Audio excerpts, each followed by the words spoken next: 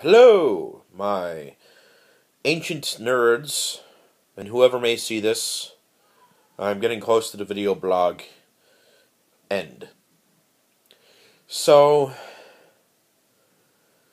from my last one, I talked about, black superheroes and how they related to, humanity or just in general, how many black superheroes there were. And I did some research, and there was quite a few.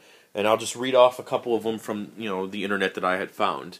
There was, from DC Comics, there was Aqualad, the Atom. Yes, there was a Black Batman at one time. Big Thunder, Black Eagle, Black Panther, Black Lightning. There's Amanda Waller. She's kind of like the anti-hero, but she's more of a supervillain type thing. There's Bronze Tiger, Bumblebee, Static Shock, Cyborg, just to name a few. But, there's a ton of DC heroes. There's Jackie Johnson, there's the Green Lantern, there's Gravedigger, there's Gear, and there's just, so many different black superheroes. And with that, I want to lead into a book that I just finished reading and I gave a presentation on, about The Fledgling by Octavia Butler.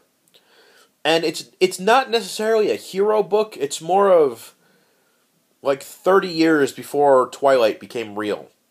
And as I'm reading the book, and, I'm seeing the movie Twilight, which I didn't want to see and I wanted to hang myself during it, but my fiance made me go. But I still love her. I'm seeing similarities, with the clans, with the abomination, as it were, because of this little girl who's 10 or 11, but has been alive for, immortal for 50-some years. And I'm just seeing the similarities between the two. And I know, this is probably a complete new concept for the author of Twilight, but, you gotta wonder, did she really rip someone off? Which I think so, because I can't stand the Twilight series. But having this girl wake up, after her village has burned down, start a relationship with a human, have a symbiote that she can use to have, when she gets hurt, she can use her blood to, feed herself and quickly, regenerate. Go back to another village, find her father, and just, understand what was going on. She had brothers, she had sisters, then that thing burns down, then she goes to a house with a safe haven, then all this, the clans come in and, as they're having the meeting to try and figure out what to do with her, someone tries to kill her symbiote, she gets caught, she eventually, wants to have her leg amputated, then, she inadvertently whines and bitches about it, and then is ultimately executed. And then, for the most part, you're trying to figure out.